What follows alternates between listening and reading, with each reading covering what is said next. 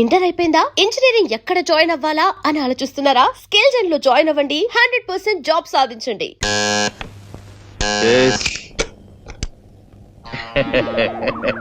ఎవరు మీరు? ఏం కావాలి? నేను మగాణ్ణి, నాకు నా పెళ్ళాం కావాలా. లుక్ మిస్టర్, మీరు వేరే రూమ్ కి వెళ్ళబోయి పొరపాటు నీ రూమ్ కి వచ్చా. అంత తెలుసుకోకుండా మనం ఎట్టా అవుతాం? చిన్న విషయం తెలుసుకోవాలా? కాస్త తప్పుకుంటావా? లత లత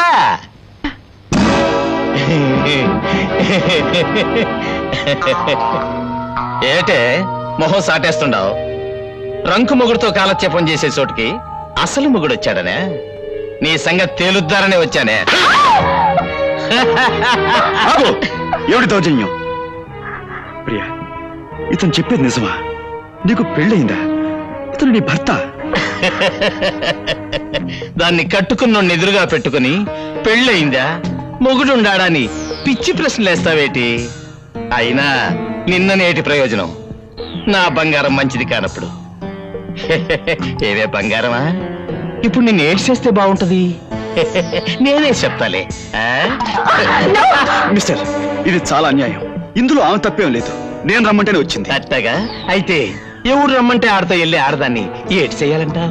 చూడండి, మీరు తప్పుగా అర్థం చేసుకున్నారు. మీరు అనుకున్నట్లుగా మా ఇద్దరి మధ్య ఏ అక్రమ సంబంధం లేదు. నాకు తోడుగా ఒక స్నేహితురాలుగా వచ్చిందంతే. ఊరుగా నూరు తీసుకొచ్చి ఒకే గదిలో కాపురం పెట్టి తలుపులు వేసుకొని కులుకుతూ నాకు తోడుగా వచ్చింది స్నేహితురాలంటే నమ్మమంటావా?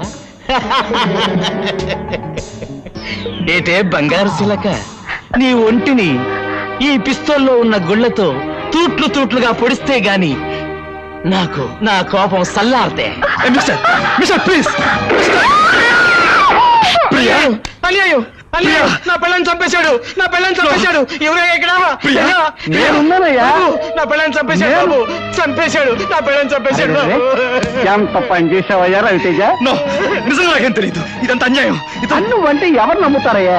నీ చేతుల్లో రివాల్వర్ పేలడం, ఈ పిల్ల కోడి పిల్లలాగా కింద పడి విలవిలా కొట్టుకోవడం ఇలాంటి చూడకూడదని నాకు తెలుసయ్యా. కానీ బుజ్జిమండకి ఏం తెలుసు చెప్పు? చూసేసింది. ఇదిగో వీరు దాదా, నువ్వు ఏడవకయ్యా. ఏడిస్తే ఏం ప్రయోజనం? పిల్లని తిరిగి వస్తున్నా చూడు.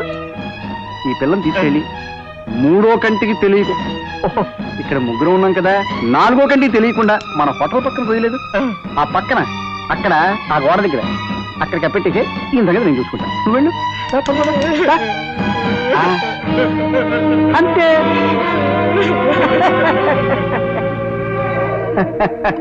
చీరల వ్యాపారంలో ప్రఖ్యాతి చెందిన రవితేజ, అబ్బా నువ్వు హత్యలు కూడా బాగా చేస్తావయ్యా. Shut up! ఇదంతా మీరు ఆడిన నాటకం.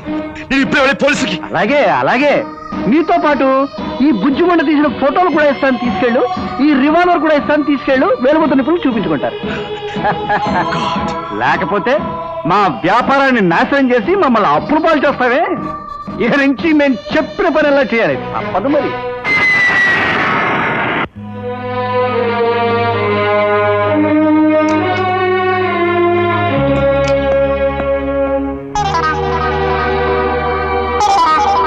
Boss, good morning boss.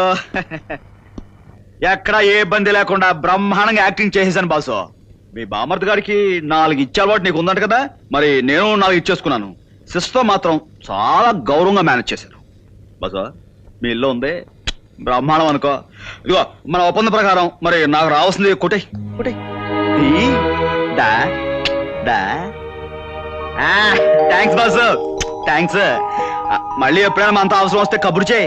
Acting లో దుమ్ము దులిపేస్తాను. అక్క అక్క, ఇన్నాళ్ళు ఏమైపోయావురా? అవన్నీ తర్వాత చెప్తాను, చూసుకో. నీకెన్ని చీరలు తీసుకొచ్చాను. ఇగో పళ్ళు, పలహారాలు. అదే కాదు, కావాలంటే చూసుకో, డబ్బు కూడా తెచ్చా. అవును, మన పచారీ కొట్టోడు ఇంటికొచ్చి ఏవేవో కూర్చోడన్నావు, వాడితో నువ్వు మామూలుగా మాట్లాడకో. ఈ డబ్బుతో వాడిని ఫాటలు కొట్టంతే. వాడే కాదు, ఇంకా మనం ఎవరెవరికి బాకీ ఉన్నామో వాళ్ళందరినీ డబ్బుతో కొట్టు. నువ్వు పులైపో అక్క. దా.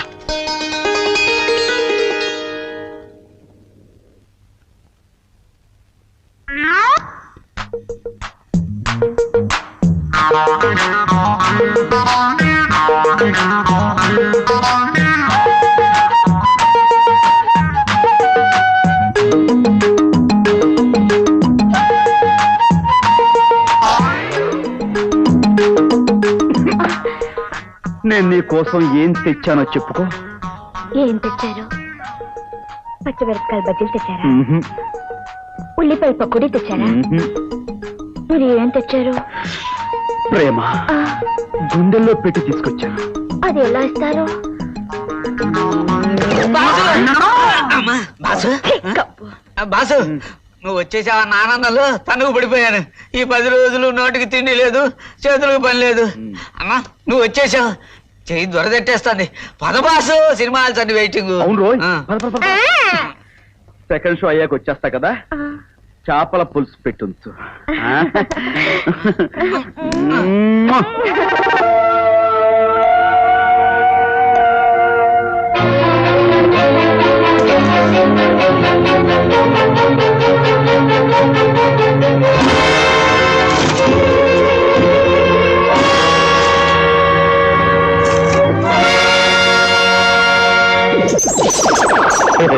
ఏటి గురు, ఫోటోలు చూసావా? ఎట్టాగుండాయి? అదురుసా? నువ్వా? ఎందుకు వచ్చావు ఇక్కడికి? గెటప్ పెట్టరా, సెటప్. నేనిట నీ కుర్చీలో కూర్చున్నానని కోపం తెచ్చుకోమాక. మన ఇద్దరం పార్ట్నర్స్ లో. కూర్చో చైర్ మీద, మాట్లాడుకుందారి. కూర్చోరా. ఏమనుకోవద్దు గురు, నువ్వు పొరపాటున మర్డర్ చేసినట్టే నేను ఈ కుర్చీలో కూర్చున్నా అంతే. కూలింగ్ లా అదర్స్. ఇది నీ ఫేస్ మీద కంటే నా ఫేస్ మీద మరీ అదర్స్. ఏది చూద్దరి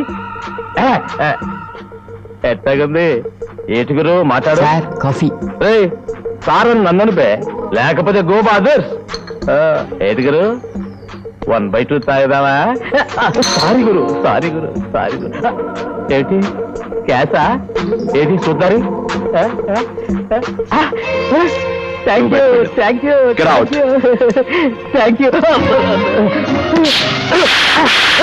బాస్టర్, నా ఆఫీస్కి వచ్చి నా దగ్గర పనిచేసే వాళ్ళ ముందు నా పరువు తీస్తావా? ఇలాంటి రాసుకెళ్ళి. హలో, పోలీసులు లైన్లోకి వచ్చారా గురు? శబాస్, రమ్మను మాట్లాడదారి. నువ్వు నా పెళ్ళాన్ని మర్డరింగ్ చేశావని ఫోటోలు చూపిస్తాను, ఏటి జరుగుతుందో చూద్దారి. అదే ఏట్రా సచ్చిన పావులాగా అట్టా కూలబడ్డావు? రండి.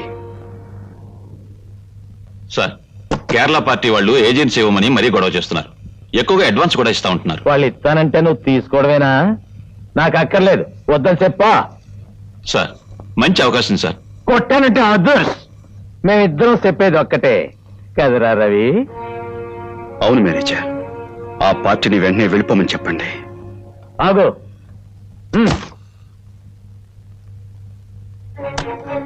ఈ బేరం పొద్దని నువ్వేం వరే అయిపోకురు, మనం చూసుకున్నావులే. వస్తా. సరే కానీ జించరావుడు, చేతికి చిక్కిన శత్రువుని ఎక్కువ కాలం సుఖంగా బతకడం మంచిది కదేమో. వాడిని అంటే ఫినిష్ చేస్తే మంచిదే. నేను ఒక ఐడియా చెప్పనా? ఊరించకు, చెప్పు. ఆ ప్రీ చావుకే కాకుండా మీ ఇద్దరు చావుకి కూడా వాడే కారణం అని చెప్పి ఒక ఉత్తరం రాసి అక్కడ పెట్టి మీ ఇద్దరు కిటికీ నుంచి దూకి చచ్చారనుకోండి, ఆ రవితేజ గారి పని అవుట్. అంతకంటే గొప్ప ఐడియా ఒకటి ఇవ్వనా?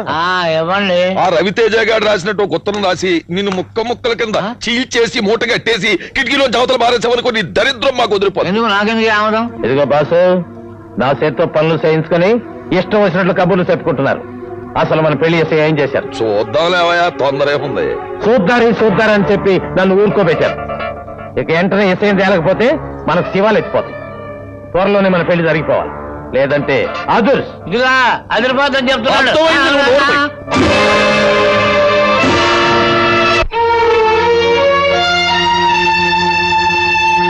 రావయ్యా రవితేజ రా. అదేమిటయ్యా, మరి పేరులోనే తప్ప ఫేస్ లో తేజస్సు అలా ఆర్సుకుపోయింది. బోర్డులు దిగిపోయి వ్యాపారం సంక్రాంతి పోయాక మొహంలో తేజస్ ఎక్కడ ఉంటుందండి? రేపు పొద్దున్న మన వ్యాపారం కూడా ముండమోసింది అనుకోండి, మీ మొహంలో ఏం మిగులుతుంది? ఒక్క ఏడుపు తప్ప. నోరు మూయి. ఏమైనా నీ మొహం చూస్తూ ఉంటే రవితేజ వెలిసిపోయిన రంగు చీరలో కనిపించి జాలితో గొల్లున ఏడవా ఉందయ్యా. ఇంతకీ నన్ను ఇక్కడికి ఎందుకు పిలిపించారు? ఏమీ లేదు రవితేజ, ఆడపిల్లలు ఎగబడి నీ దగ్గర ఆటోగ్రాఫ్ తీసుకునేవారు కదా, అలాగే మాకు కూడా ఒక ఆటోగ్రాఫ్ ఇచ్చేస్తే. ఏమిటి కాగితాలు? ఏమీ లేదయ్యా, నీ సరుకున్న గొడవలు ఇన్సూరెన్స్ తో సహా మా పేరు రాసేసినట్టు కాగితాలు. వీటి మీద సంతకం తీసుకోవడం ఏమిటి మీ ఉద్దేశం? ఆ వివరాలు నీకు చెప్పాలా? సరే చెప్పామనుకోవయా, ఏమిటి నష్టం? చూడు రవితేజ, నీ గొడవంలో ఉన్న 2 కోట్ల రూపాయల సరుకు సీక్రెట్ గా మా గొడవంలోకి మార్చేసి నీ గొడవనికి నిప్పెట్టేస్తే అప్పుడు సరుకు మాదవుతుంది, ఇన్సూరెన్స్ కూడా మాదవుతుంది. ఇది అన్యాయం, ఘోరం. మీరు చేసే పని వల్ల గొడవలకే కాక ఫ్యాక్టరీ కూడా ప్రమాదం జరుగుతుంది. ఎంతో మందికి అన్నం పెట్టి అనేక మంది బ్రతుకుల్లో దీపం పెట్టే ఫ్యాక్టరీ తగలబెట్టడం రాక్షసత్వం. నేను దీనికి ఒప్పుకోను. ఘోరం, అన్యాయం. నువ్వు పరాయి వాళ్ళ పిల్లల్ని సంకరేసుకుని ఊటీలు కాశ్మీర్లు తిరగడం ఘోరం, అన్యాయం కాదు. తిరిగితే తిరగొచ్చాయా, కానీ చిలకలాంటి అమ్మాయిని తుపాకీతో కాల్చి చంపాడు ఎత్త తోపయ్యా. తిమ్మాజీ నువ్వు అన్నే ఫోన్ చేసా నెగిటివ్ ప్రింట్లు ఇచ్చి. ప్రింట్లు వేయించవలసిన కర్మ ఏమిటండి? వాల్ పోస్టులు ప్రింట్ చేయించి నిచ్చెన పట్టుకుని వీధి వీధికి తిరిగి గోడలు నేనే అంటించి వస్తాను. అప్పుడు నీ బతుకేమవుతుందో ఆలోచించు. ప్రజలు నిన్ను రాళ్ళుచ్చుకుని పిచ్చి కుక్కను కొట్టినట్టు కొడతావు. పోలీసులు లాఠీలతో పొడిచి బొక్కలు దోచేస్తారు. అప్పుడు నీ కుటుంబం, మర్యాద, పరువు, ప్రతిష్ట అన్ని బజారు పరు. చచ్చిన పిల్లిలా ఉరికమ్మానికి వేలాడతావు. Stop it! చెప్పండి, నేను ఎక్కడ సంతకాలు పెట్టాలి?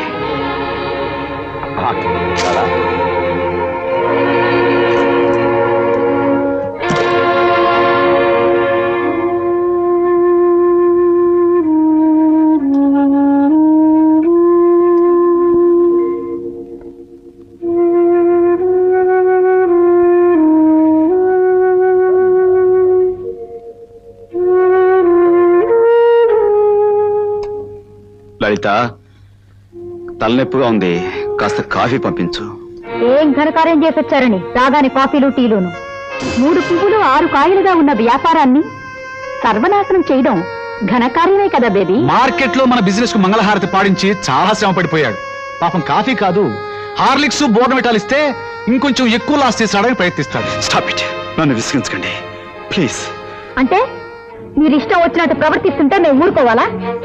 మా నాన్నగారు మీ మీద నమ్మకంతో వదిలిపెట్టి వెళ్ళిన వ్యాపారాన్ని మీరు కావాలని దివాలా తీస్తూ ఉంటే నోరు మూసుకొని ఉండాలా? లలిత, స్టాప్ ఇట్. ఎందుకయ్యా కోపం?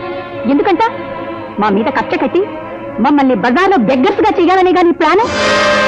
వ్యాపారాన్ని సక్రమంగా చేయలేకపోతే నాకు అప్పగించి ఇంట్లో కూర్చోండి. ఇక మీద నీలాంటి వాళ్ళని నమ్మి మేము వీధులు పాల్గాలేము. మీలాంటి అసమర్థుల్ని నమ్మి అన్ని బాధ్యత అప్పగించడం మా నాన్న చేసిన పెద్ద తప్పు. Stop it! మరొక్క మాట ఎవరు నోటించినా వచ్చింది అంటే నేనేం చేస్తానో నాకే తెలియదు. ఇంటికొచ్చిన మనిషిని ఏం కష్టం వచ్చిందని అడగటం పోయి శత్రువులా చుట్టూ చేరి చిత్రహింసలు పెట్టే మిమ్మల్ని ఏం చేసినా పాపం లేదు. మనిషి బ్రతుకుండగానే పీక్కుతునే రాక్షసులు అంటే మీ మధ్య మనసున్న వాడు ఎవరూ ఉండలేడు. చావండి, మీరంతా కట్టుకొట్టుకుని ఏం చూడదు, చావండి.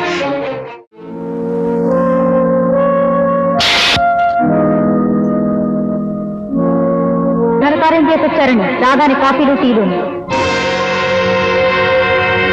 ప్రజలు నిన్ను రాళ్ళుచ్చుకుని పిచ్చి కుక్కను కొట్టినట్టు కొడతావు. పోలీసులు లాఠీలతో పొడిచి నిన్ను బొక్కలు దోచేస్తారు. మా మీద కక్ష కట్టి మమ్మల్ని బజార్లో బెగ్గర్స్ గా చేయాలని గాని ప్లాన్? మీలాంటి అసమర్థుల్ని నమ్మి అన్ని బాధ్యతలు అప్పగించడం మా నాన్న చేసిన పెద్ద తప్పు.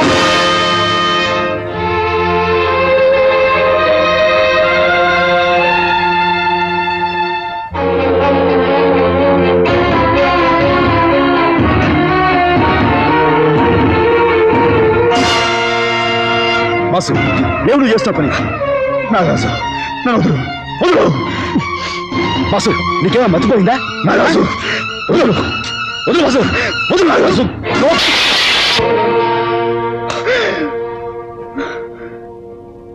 పదబాసు, మన ప్లేస్కి వెళ్దాం.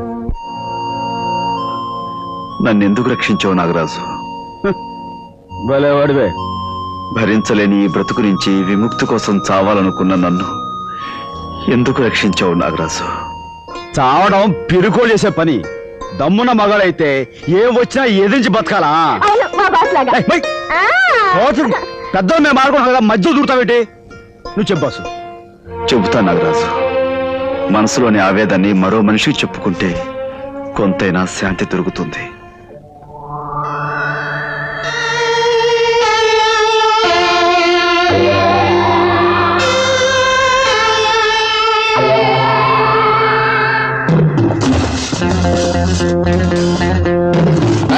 బాంబులు పెట్టండి రా.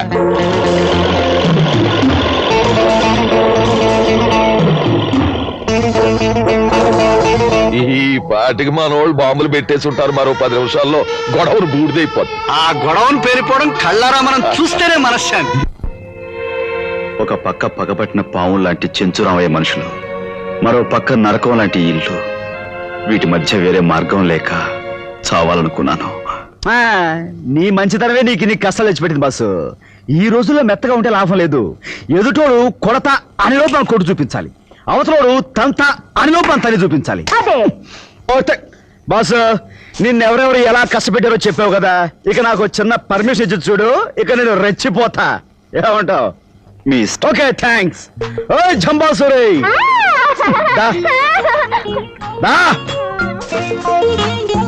ఇదిగో ఈ పెద్ద మనిషిని మన ఇంటికి తీసుకెళ్ళి అక్కకు మటుకు విషయం ఏం చెప్పక. చూడు, ఈయన కాస్త మెతక మనిషి. దారిలో నీ మాటలతో ఆయన ఓ నవ్వేక. ఇది మన లపాకి బాసు. వద్దు, ఎక్కువ యాక్ట్ చేయొద్దు, వద్దు. ఓకే బాసు, ఇక రంగంలో దూకుతా, విజృంభిస్తా.